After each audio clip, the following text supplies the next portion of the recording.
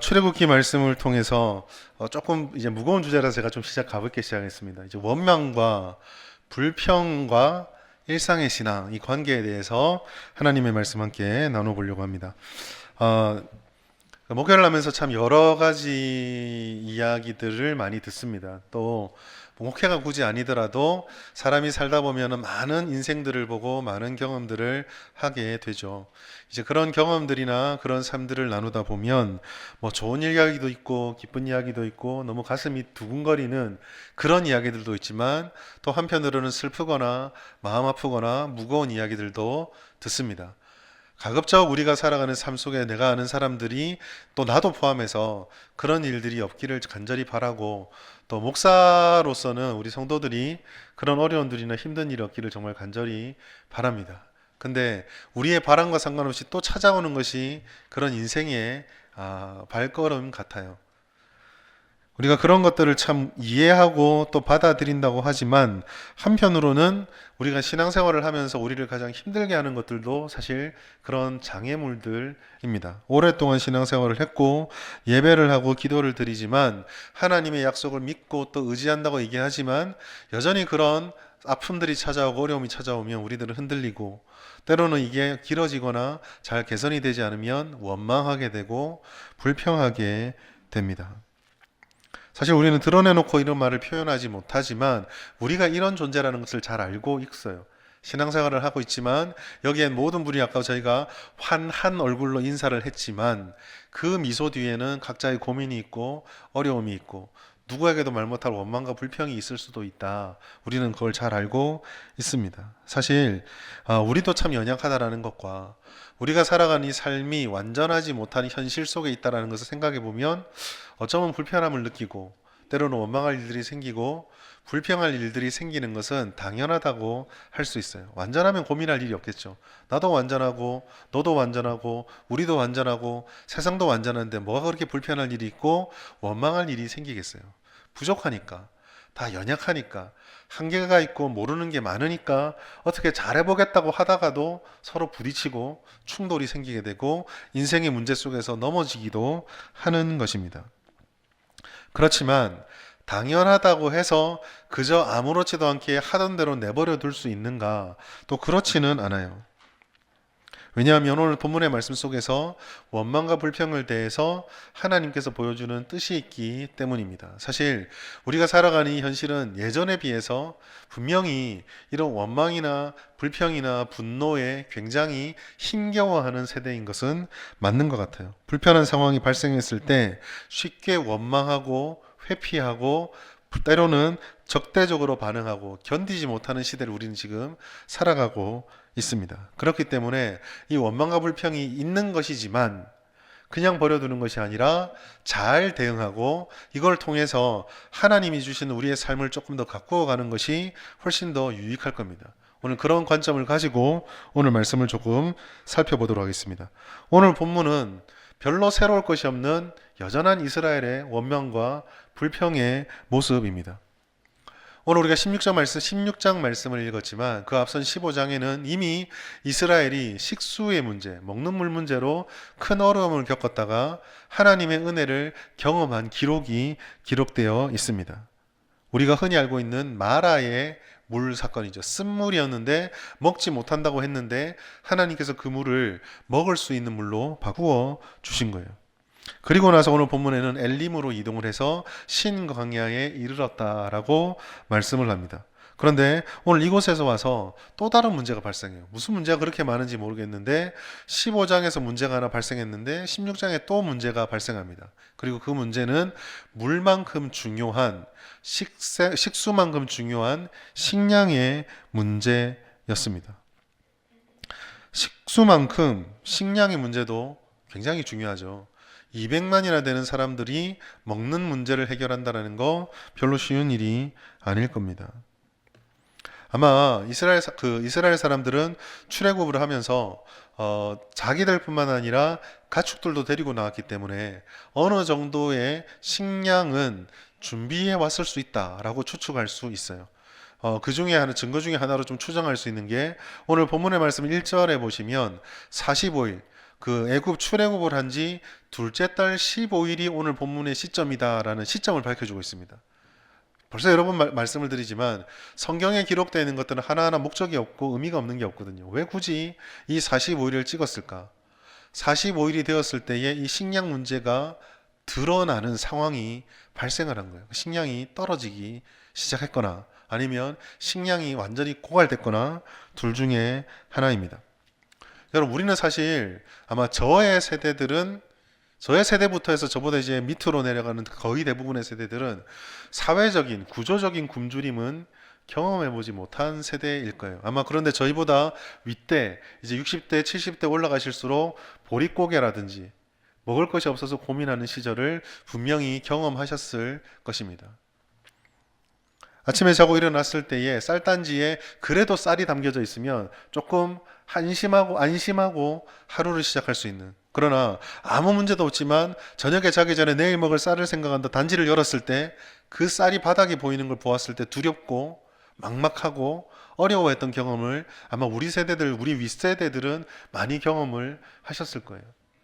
그런 문제들이 지금 이스라엘에 발생하는 겁니다. 그러니까 이런 부분들 때문에 불평하고 어려워하는 것, 우리 이해할 수 있는 부분들이죠. 쉬운 문제가 아닙니다. 그때나 지금이나 먹는 문제는 힘든 문제예요. 이 먹는 문제가 해결이 잘 안 되면은 엄청나게 큰 피해를 볼 수도 있습니다. 한 2, 30년 전에 아일랜드에 일어났던 대기근 사건 같은 걸 생각해 볼 수 있어요. 1845년부터 1852년까지 그 아일랜드에서 감자역병이 생겨서 감자가 이렇게 동이 나는 일이 생깁니다. 근데 아일랜드가 그때 당시에 영국이 옥수수나 밀 같은 걸 다 착취해 가버렸기 때문에 주식이 감자였거든요. 이 감자가 이렇게 역병이 나니까 사람들이 죽어나가는 겁니다.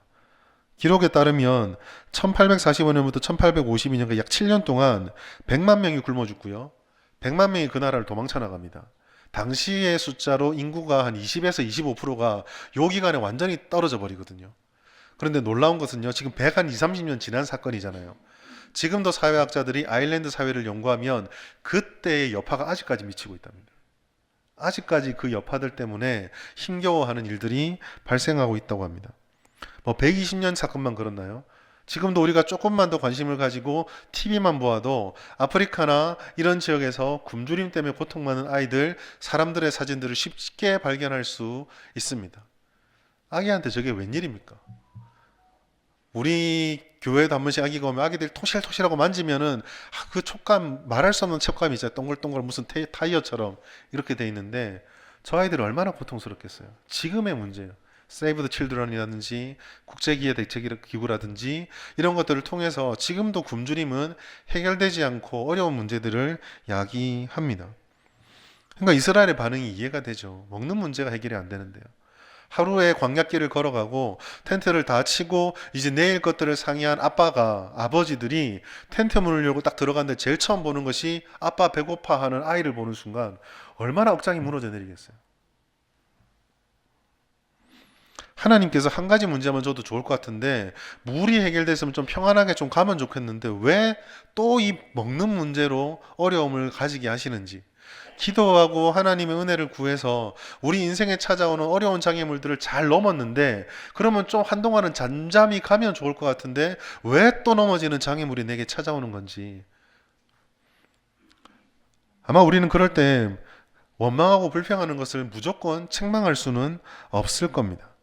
그런데 여러분, 아무리 우리 현실에서 느끼는 이해가 되고 공감되는 문제라고 할지라도 우리의 이해와 공감도 중요하지만 그 이전에 하나님께서 이런 상황 속에서 어떻게 말씀하시는지를 보아야 돼요. 주님 말씀에 집중해야 됩니다. 하나님께서는 이와 같은 원망과 불평이 일어나는 상황들이 분명히 존재합니다. 그렇지만 그 상황이 아니라 이스라엘 사람들의 반응을 통해서 우리들에게 교훈을 주시려고 해요. 얼마나 이들의 반응이 심각한 것인지 오늘 본문의 말씀 4절부터 12절까지 말씀 보시면 4번이나 똑같은 구절을 반복하고 있습니다. 어떤 구절일까요? 여호와께서 너희의 원망함을 들으셨느니라. 9절 보시면 모세가 또 아론에게 이르되 이스라엘 자손의 온 회중에게 말하기를 여호와께 가까이 나오라. 여호와께서 너희의 원망함을 들으셨느냐. 이 말씀이요. 7절, 8절, 9절, 12절에 4번이나 반복을 해서 하나님께서 말씀하고 있습니다. 반복해서 말씀하신다라는 것은 비록 상황이 그럴지라도 이 원망과 불평을 가볍게 여기지 않으시는 하나님의 뜻을 보여주는 거예요. 왜 하나님께서 원망과 불평을 가볍게 여기지 않으셨을까? 왜냐하면 이 원망과 불평이요, 굉장히 무서운 영적 피해를, 우리의 인생에게 굉장히 영적인 피해를 주기 때문입니다. 출애굽기 16장 3절 말씀 보시면 이 원망과 불평이 어떤 일을 불러오는지 잘 나타나 있어요. 그 원망과 불평의 무서움의 특징입니다. 우리 같이 한번 읽어볼까요? 시작.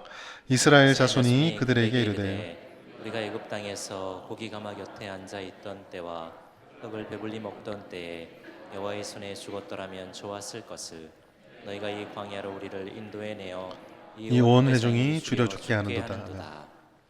예, 오늘 이 설교는 아닌데 제가 언젠가 다른 설교를 하면서 이 부분을 예화로 들어서 한번 말씀을 드린 적이 있습니다. 여러분, 출애굽기 16장 3절의 이 말씀은요, 정말 말도 안 되고 어이가 없는 이야기예요. 어떤 주인이 노예들의 복지를 위해서 배부르게 고기를 먹이고 배부르게 떡을 줍니까? 특히나 애굽 사람들은 이스라엘 백성들이 자꾸 강성해지는 것 때문에 걱정하던 사람들이에요. 그래서 노역을 굉장히 강하게 해서 집에 가면 지쳐 쓰러져 잠들어 버리게, 그래도 태어나는 남자아이가 있으면 죽였던 게 애굽이에요. 애굽의 노예 생활이 뭐 그렇게 화려하고 아름답고 행복하고 즐겁습니까? 그런데 3절 말씀 여러분 읽어보십시오. 3절 말씀 읽어보시면요, 애굽은 아름다운 추억이에요. 지금 불평은요, 하나님만 향하고 있습니다. 고기 가마를 먹던 데는 추억해요. 채찍에 맞아가며 하루 종일 벽돌 굽던 건 다 잊어버렸습니다. 그냥 고기 먹었으니까 좋았다, 떡 먹었으니까 좋았다. 자유를 빼앗기고 내일에 대한 두려움이 늘 가득했는데 지금 임신한 내 아내가, 우리 그때는 그걸 알 수가 없잖아요, 남자인지 여자인지. 10달 지나서 얘가 남자가 태어나면 무슨 사단이 벌어질지 몰라서 임신한 아내를 옆에 두고 하루하루 축하도 못하고 맨날 정전긍긍하는 그런 삶을 살았는데 그때가 좋았대요. 여러분, 원망과 불평에 이르게 되면은 영적으로 태어나는 생기는 문제가 뭐냐면 심각한 기억의 왜곡과 사리 분별력의 상실이 나타납니다. 좋은 게 아닌데 좋게 느껴져요. 거부해야 되는 것들인데 나를 위하는 것으로 느껴집니다. 틀린 거를 잡고 있는데 그게 세상 맞는 것처럼 보여지는 거예요. 이들이 원망과 불평했던 이유는 딱 한 가지입니다. 3절에 보시면 그 이유가 나타나는데요, 하나님을 몰랐고 주님의 약속을 믿지 않았기 때문이에요. 여러분 3절 보십시오. 그들은요, 여호와의 손에 죽었다면 좋겠다라고 이야기를 합니다. 온 회중이 하나님께서 인도되어서 강렬하였기 때문에 죽게 된다고 말해요. 여러분, 그런가요? 10가지 재앙을 통해서 하나님께서 이스라엘에게 보여준 것이 무엇입니까? 특별히 마지막 6월절의 그 기적을 통해서 하나님께서는 이스라엘을 살리는 분인 걸 보여주셨잖아요. 홍해 물을 갈라서 그 물을 건너가게 하심을 통해 살리는 걸 보여주셨고, 마라의 물에서 먹지 못하는 동물을, 쓴물을 마시는 물로 바꿔주셔서 생명을 주시는 분을 보여주셨어요. 어느 동안에요? 오늘 본문의 1절 말씀 제가 주목해 보아야 된다는 말씀드렸죠. 45일 동안에 그 10가지 재앙이 어느 정도 기간 동안에 지나간지 모르겠지만 그거 빼고서라도 6월절 하는 그 다음날 출애굽이 됐거든요. 그럼 10번째 재앙부터 해서 45일 동안 하나님의 6월절을 보았고, 홍해가 갈라지는 것을 보았고, 마라의 쓴물이 바뀌는 걸 보았고, 그 45일 동안 이 엄청난 기적을 3번이나 봐놓고도, 내가 그 은혜로 사는 걸 경험해 놓고도 하나님 나를 죽이는 분이래요. 원망과 불평이 찾아오면 이런 일들이 벌어집니다. 가볍지 않은 문제죠. 원망할 수 있죠. 불평이 있을 수 있죠. 그게 우리의 연약함이잖아요. 그러니까 순간적으로 탁 터져 나오는 것을 막을 재간은 사실은 없겠죠. 그러나 중요한 것은 이런 것들을 잘 제어하는 것입니다. 원망과 불평이 생기면 하나님을 오해하게 됩니다. 하나님을 불신하게 됩니다. 좋은 것이 아닌 것을 좋다고 생각하게 되고, 바람직하지 않은 것을 바람직하다고 여기게 되고, 반대로 옳지 않은 것을 나를 위하는 것이라 생각하게 되고, 잘못된 길을 선택해 놓고 그 길이 옳다라고 생각하는 영적인 착각에 빠질 수가 있습니다. 그래서 하나님께서 원망과 불평을 이렇게 4번이나 언급하시면서 우리들에게 보여주신 거예요. 그러면 원망과 불평의 상황이 찾아올 때 우리가 그 본성을 이기고 힘겹게 그리고 애를 써서 잡아야 될 것은 무엇인가? 하나님의 응답, 비같이 내리는 양식을 주시는 그 하나님의 은혜를 우리가 보아야 합니다. 4절부터 12절까지는 그 불평과 원망에 대해서 반복의 말씀도 주시지만 하나님께서 그들의 불평과 원망의 원인을 어떤 식으로 해결하시는지도 보여주세요. 우리가 잘 알고 있는 만나와 메추라기입니다. 은혜가 무엇입니까? 이렇게 원망하고 불평하는데 그들의 미성숙함에도 하나님께서는 인내하시면서 응답을 주셨다라는 거예요.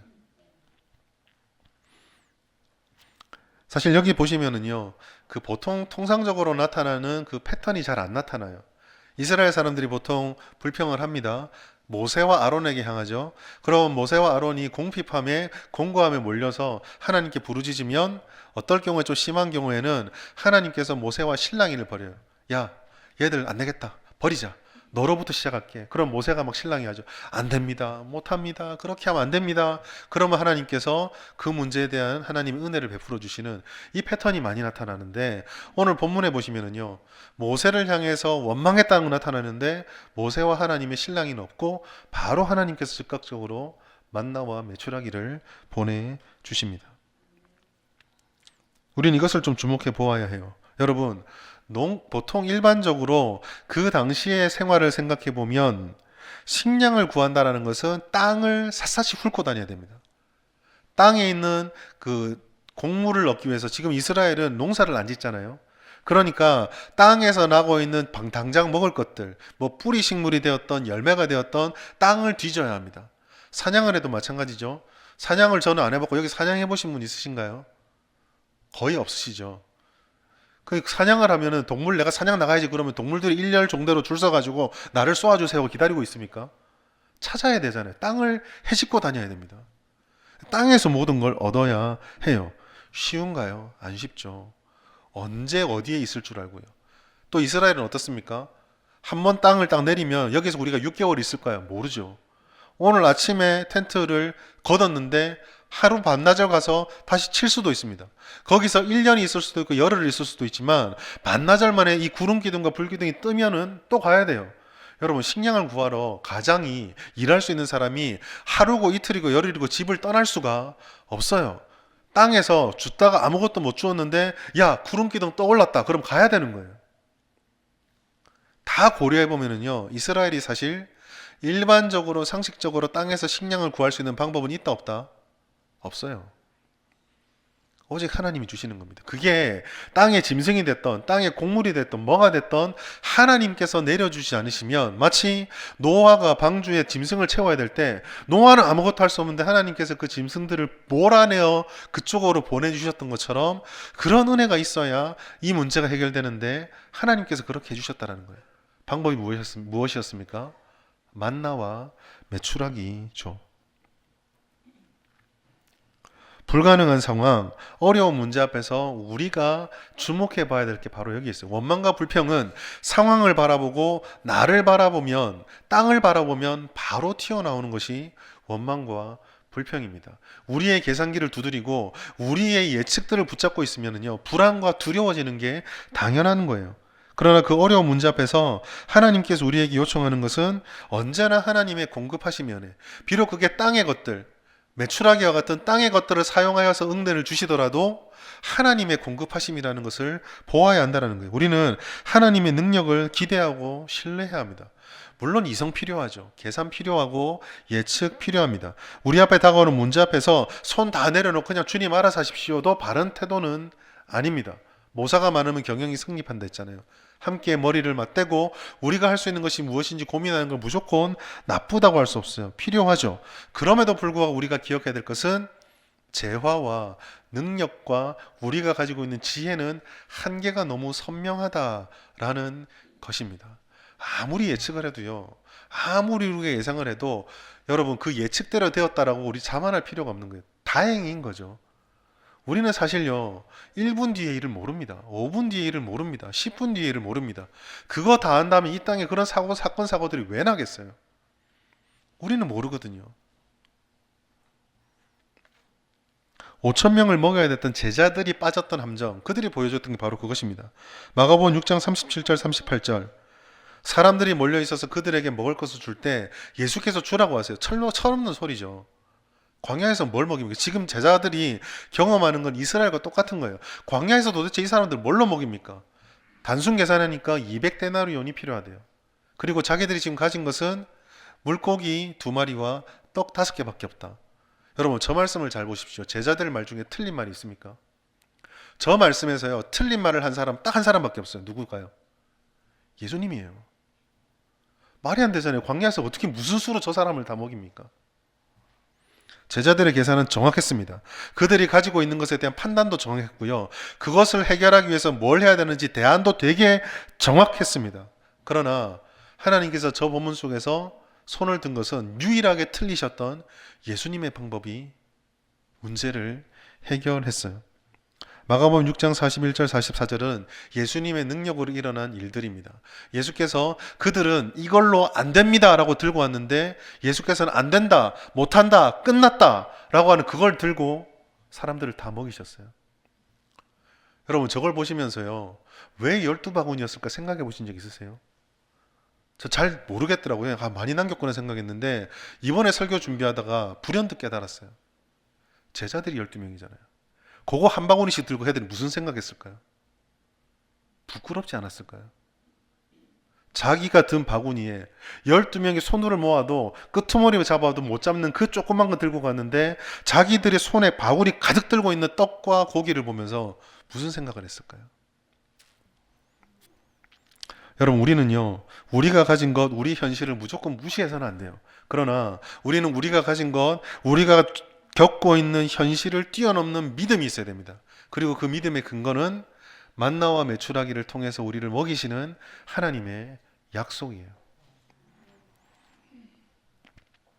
사랑하는 여러분, 원망과 불평에 하나님이 응답하신 이유를 늘 기억하십시오.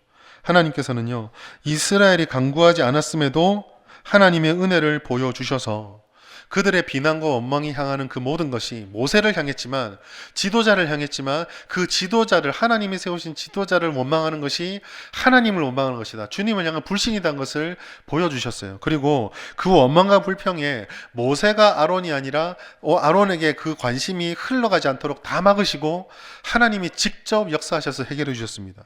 이것은 하나님께서 은혜를 주시는 분, 가나안에 들어가는 이스라엘 사람들이 하나님을 바라보는 이 믿음이 있어야 됨을 알려주고 싶었던 거예요. 우리는 신약에서도 이와 같은 은혜가 일관되게 선포되었던 사실을 기억해야 합니다. 마태복음 6장 31절 33절, 먹고 마시는 중요한 문제 앞에 서 있는 이스라엘 향해서 무엇을 먹을까 마실까 염려하지 마라, 입을까 염려하지 말라, 그 모든 것들을 하나님이 아신다라고 약속해 주셨어요. 이 모든 것이 너희에게 더해지는 그 은혜를 약속해 주셨습니다. 히브리서 4장 16절 같이 한번 읽겠습니다. 시작. 그러므로 우리는 긍휼하심을 받고 때를 따라 돕는 은혜를 얻기 위하여 은혜의 보좌 앞에 담대히 나아갈 것이니라. 아멘. 여러분, 이런 모든 말씀들은요, 원망과 불평의 응답하심을 통해서 하나님이 주신 교훈을 다 보여줘요. 그게 무엇입니까? 하나님의 사랑은 변함이 없으나 그 사랑을 안다고 말하는 우리들은 늘 막 흔들린다라는 거예요. 물 마실 때 얼마나 좋았을까요? 못 먹는 물인데 마시게 됐다고 얼마나 기뻐했을까요? 이스라엘 사람들, 저는 민족을 이렇게 연구하는 사람은 아니지만 개인적으로는 이스라엘 사람들 되게 다혈질일 것 같아요. 마실 때 할렐루야 했다가 없어지면 야 이랬다가 하루아침에 무슨 전디 딥듯이 이래 뒤집었다가 저래 뒤집었다 막 이렇게 하거든요. 근데 그게 이스라엘만 그럴까? 곰곰이 생각해보면 저도 그런 것 같아요. 누가 요만큼 칭찬해주면 구름에 떠 있는 것 같다가 누가 요만큼 몰라주면 막 바닥 밑으로 깔아앉았다가, 이런 일들이 해결되어지고 이런 일들이 은혜가 확 임하면 이만큼 좋았다가, 당연히 이렇게 될 거라고 생각했던 일들이 잘 안 되면 막 바닥으로 떨어지는 제가 이스라엘이더라고요. 우리는 변덕이 참 심합니다. 받았던 은혜는 모두 잊어버립니다. 지금 내게 일어난 문제와 결핍이 중요해요. 여러분, 아까도 말씀드렸지만 45일 동안요, 홍해가 갈라지는 것, 물이 바뀌는 것, 이스라엘 사람들이 살아남는 것 다 봤는데도 그렇게 엄청난 은혜, 자주 말씀드렸지만 이 중에 하나라도 여러분 경험해 보신 적 있으십니까? 우리는 그것도 없이 가는데 이런 것들을 평생도 아니라 45일 동안 연달아 경험해 놓고도 먹는 거 앞에서 무너져요. 하나님께서는 이러한 우리의 연약함들을 안타까워하시면서 그럼에도 우리를 사랑해 주시는 그 은혜, 그 공급을 믿기를 바라셨던 거예요. 원망과 불평이 찾아올 때 그 현실을 넘어서는 하나님을 보는 눈을 우리에게 주고 싶으셨던 것입니다. 오늘 우리가 이 말씀의 결론 속에서 우리가 가져야 될 결심도 바로 거기에 있어요. 여러분, 우리는 원망과 불평이 찾아오는 상황을 100% 조절할 수 없습니다. 우리가 그것들을 통제할 수 없어요. 우리가 통제할 수 있는 것은 딱 하나, 원망과 불평이 내 안에서 올라올 때 그 원망과 불평을 극복하고 믿음으로 바꾸는 것, 그것을 우리가 할 수가 있습니다. 그럼 어떻게 이것을 극복할 수 있는가? 오늘 본문에서 만나가 주는 교훈, 거기에 일상성의 회복이라는 중요한 원리가 들어져 있습니다. 여러분, 하나님께서요 만나와 메추라기를 주셨어요. 여기서 이 만나를 좀 묵상해 볼 필요가 있습니다. 만나라는 이름은요 만후라고 하는 히브리어에서 유래됐다고 해요. 이 만후라고 하는 단어는 뜻이요, 이게 뭐지? 예요. 몰라요. 이스라엘 사람 이게 뭔지 몰라요. 은혜라고 왔는데 이게 뭔지를 모르는 겁니다. 상징적인 거죠. 그러니까 만나가 뭐냐 정체를 알려고 할 필요가 없습니다. 중요한 건 그게 아니에요. 하나님께서 이해하지 못하고 이게 뭐지? 라고 말하고 그런 상황에 빠져 있는 이스라엘에게 명령을 하십니다. 시험하신대요. 이걸 가지고. 뭐였을까요? 어떻게 이거를 거둘 것이고 이거를 통해서 어떻게 먹을 것인가에 대한 일련의 이야기들을 하나님께서 말씀을 주셨습니다. 메추라기는 일상의 자연 속에 있는 것이고 보통 만나도 사람들이 관찰해서 기록된 거 보면 이슬이 진에 이슬이 쫙 맺혔다가 아침에 그게 만나로 변했다고 기록이 되거든요. 자연에 있던 것들이었던 것 같아요. 그런데 하나님께서는 이것을 하나님의 말씀을 순종하는 기준으로 보셨습니다. 어떤 시험이었을까? 우리가 조금 생각해 볼 게 있어요. 여러분, 만나를 주었다. 와, 좋다. 메추라기를 주었다. 와, 좋다. 먹을 게 해결됐다. 근데 조금만 생각해 볼게요. 하나님이 능력이 많으신 분이시잖아요. 이게 뭐지? 라고 하는 의심의 여지를 남기지 말고 그냥 아예 익숙한 떡을 주고 시간 딱 되면 떡 주고 배달되듯이 텐트 앞에 딸랑딸랑 나가보면 하루치 떡이 있고 하루치 메추라기가 있으면 고기가 있으면 요리된 고기가 있으면 얼마나 깔끔해요. 하나님께서 그거 못하실 분이 아니시겠죠. 근데 왜 만나와 메추라기였을까? 여러분, 우리가 만나와 메추라기를 줍는다라는 것도 한번 잘 생각해 보십시오. 단순 계산하겠습니다. 200만 명의 백성이잖아요. 가장이 주우러 나간다 생각해 봅시다. 아침마다 50만 명이 쏟아져 나오는 거예요. 얼마나 번거롭습니까? 우리 한 번씩 송구영신 끝나고 나면은 마치고 나면 오뎅탕 주잖아요. 어묵탕, 오뎅탕 너무 품격이 없었다. 어묵탕을 주잖아요. 우리 그때 200명도 안 되거든요. 죄송합니다. 얼마나 복잡해요. 너무 분주하고 기쁘지만 그 200명이 나누기 위해서 봉사해 주시는 권사님들이 잘 분배하려고 뜨고 잘 배분하고 혹시나 뜨거운 거 쏟아질까 신경 쓰고 얼마나 복잡해요. 50만 명이에요. 하루 이틀요. 매일. 번거롭기 짝이었습니다. 더구나 규정도 뭐가 있습니까? 6일째 되는 날에는 2배를 거둬라. 이것도 애매하죠. 저라면 이럴 것 같아요. 번거로우니까 50만 명을 5분대로 나누자.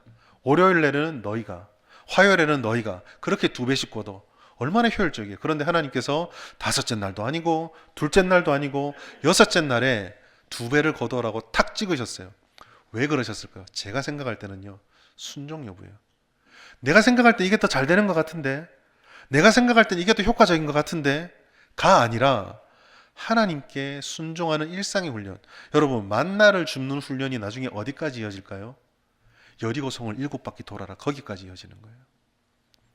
작은 일상의 훈련에서 하나님의 말도 안 되는 것 같은 그 은혜, 내가 생각할 땐 훨씬 더 나은 방법이 있는 것 같은 그때 원망과 불평이 이상한 게 아니라 이런 말도 안 되는 상황을 만드시는 하나님이 이상해 보이는 바로 그때 하나님께 작은 훈련을 하는 것, 그 훈련들이 원망을 극복하게 만들고 우리의 삶에 조금 더 큰 문제, 조금 더 어려운 문제들을 이기고 극복하게 하는 훈련으로 나아가는 것입니다. 출애굽기 16장 5절 여섯째 날에는 그들이 거둔 것을 준비할지니 날마다 거두는 것에 갑절이 되리라. 그 말씀 속에 담긴 의미가 그거예요. 하나님께서 매일 필요한 것을 주신다라는 믿음을 가지고 정해진 길들을 쫓아가는 것이 어리석어 보일 때 하나님이 반드시 일을 이루신다라는 것을 믿고 순종하는 것, 그리고 그 순종이 나의 일상이 되도록 내 삶의 작은 것에서부터 훈련하는 것들이 우리에게 있어야 한다라는 것입니다. 이스라엘은 이제 가나안으로 들어가야 돼요. 말도 안 되는 일들이 벌어지는 곳으로 들어가야 합니다. 첫 관문부터 당시의 요새라고 불리는 여리고를 치고 들어가야 돼요. 이것도 어리석죠. 그 이스라엘 그 국경 땅이 가나안 들어간 국경이 얼마나 넓은데 하고 많은 지역 중에 하필이면 그 여리고야 합니까? 왜 하고 많은 날들 중에 하필이면 6일째 2배를 거둬야 되냐고요. 우리는 몰라요. 그런데 그 6일째 2배를 거뒀던 순종이 말도 안 되는 여리고로 들어가는 순종을 하게 만들어 준다는 거. 일상의 훈련. 여러분, 우리는요 큰 은혜, 큰 기적을 바랍니다. 아니요, 우리에게 진짜 필요한 것은 그 큰 은혜와 큰 기적이 필요할 때 감당하고 받아들일 수 있는 일상의 작은 훈련이에요. 가나안 땅에 들어갈 때 여호수아를 통해 주셨던 말씀이 거기에 있거든요. 여리고가 지금 눈앞에 있습니다. 딱 봐도 이기기 쉽지 않아요. 이스라엘 백성들이 어떤지 여호수아는 너무 잘 알고 있습니다. 그런데 그 여호수아에게 하나님이 주셨던 말씀, 백성들을 다스리기 위해서는 이 무리는 이렇고 저 무리는 저렇고 저기에는 저런 특징들을 가지고 있으니까 너는 이런 처세술과 이런 관계와 이런 심리학을 정통해야 된다. 아니었습니다. 여리고성이 얼마나 강건한지 너 모르지. 저기에 보시면 동쪽은 이렇고 서쪽은 이렇고 전략은 이래도 그거 아니었어요. 하나님께서 여호수아에게 가르쳐줬던 전략은 딱 하나입니다. 여호수아 1장 8절 말씀 같이 읽겠습니다. 시작. 이 율법책을 내 입에서 떠나지 말게 하며 주야로 그것을 묵상하여 그 안에 기록된 대로 다 지켜 행하라. 그리하면 내 길이 평탄하게 될 것이며 내가 형통하리라. 예, 여러분 잘 보십시오. 입에서 떠나지 말게 하는 것, 주야로 묵상하는 것, 묵상한 대로 지키는 것, 전부 다 뭐가 들어가 있습니까? 일상이잖아요. 아침에 읽은 말씀으로 하루를 살고 저녁에 읽은 말씀으로 내일 밤까지를 지내며 그 일상의 훈련들이 여리고를 무너뜨리게 하고 5년 동안 전쟁을 치르며 승리하게 하는 이스라엘의 비결이었던 거예요. 여러분, 원망과 불평의 핵심은요, 불신이고 무지입니다. 하나님을 모르기 때문에 하나님을 믿지 못하는 것이고, 그 불신들을 인하여 하나님의 눈에 보이지 않는 하나님이 아니라 눈에 보이고 체감되어지는 내 현실에 얽매이게 되는 거예요. 그때 원망이 나타나고 그때 불평이 나타나게 됩니다. 그렇다면 이걸 역으로 뒤집으면요, 하나님을 알고 신뢰하는 작은 경험들이 나에게 쌓여져 갈 때 원망과 불평을 제어할 수 있게 되는 거예요. 주고받는 작은 대화 속에서 찰나에 스치고 지나가는 말 한마디가 나에게 탁 걸렸을 때 그것을 감정으로 바꾸는 것이 아니라 하나님 은혜로 품어내는 훈련이 되었을 때 그런 작은 말이 아니라 집단이든 더 큰 상처의 말이든 그러한 것들이 내게 찾아올 때도 그걸 이길 수 있는 훈련이 미리부터 되는 거죠. 이런 작은 훈련들이 우리에게 필요한 것입니다. 사랑하는 여러분, 하나님의 은혜를 경험하면서 원망과 불평을 일삼았던 이스라엘을 우리는 따라가서는 안 돼요. 그들의 상황을 이해 못하는 게 아니에요. 나라도 그럴 것 같아요. 그렇지만 그럴지라도 우리와 너무 성정이 비슷한 그 이스라엘을 이해는 할지라도 그들을 닮아가지는 맙시다. 그들이 보여주었던 실패에서 교훈을 얻어서 우리는 우리의 본성, 익숙함이 아니라 하나님이 그럼에도 불구하고 하시는 그 약속이 있음을 믿으면서 주님 앞에 작은 것들부터 순종하는 삶을 살아야 하겠습니다. 예수 그리스도를 믿으면서 구원을 얻었던 우리들이 그 은혜를 누리고 있는 우리들의 모든 것들이 당연한 것이 아무것도 없잖아요. 그 은혜를 주신 하나님께서 우리들을 버리시겠습니까? 자기의 아들을 이 땅에 보내셔서 우리를 위해 죽기까지 하시면서 우리를 구원하셨는데 아들을 주신 하나님께서 우리들을 버려두시겠습니까? 마태복음 7장 11절 말씀 마지막으로 같이 읽습니다. 시작. 너희가 악한 자라도 좋은 것으로 자식에게 줄 알거든 하물며 하늘에 계신 너희 아버지께서 구하는 자에게 좋은 것으로 주시지 않겠느냐. 아멘.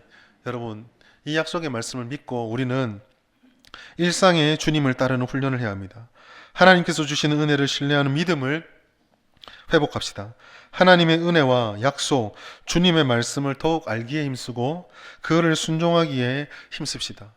목사들이, 교육자들이, 우리 장로님들이, 믿음의 선배들이 뭐 얘기만 하면 예배부터 해보자, 말씀과 기도부터 우리 잘 잡아보자, 그게 그냥 괜히 하는 말이 아니에요. 일상의 회복, 영적 일상의 회복이 결국 심각한 어려움 장애물 앞에서 우리들을 일어나게 만들어 주는 것입니다. 우리 일상의 신앙과 분리되지 않게 하고 그 합당한 경건에 우리를 힘씁시다. 하나님께서 약속해 주신 것처럼 만나와 메추라기를 통해 우리를 먹이신 것처럼 가나안 땅에 들어가게 하시고 요단을 건너게 하시고 여리고를 무너지게 하시고 하나님의 은혜로 우리를 세우셨던 것처럼 그 은혜로 우리를 지켜주실 것입니다. 이번 한 주도 그 일상의 은혜로 회복하고 모든 원망과 불평의 상황들을 넉넉히 이겨내시는 우리 모든 성도님 되시기를 예수님의 이름으로 축복합니다.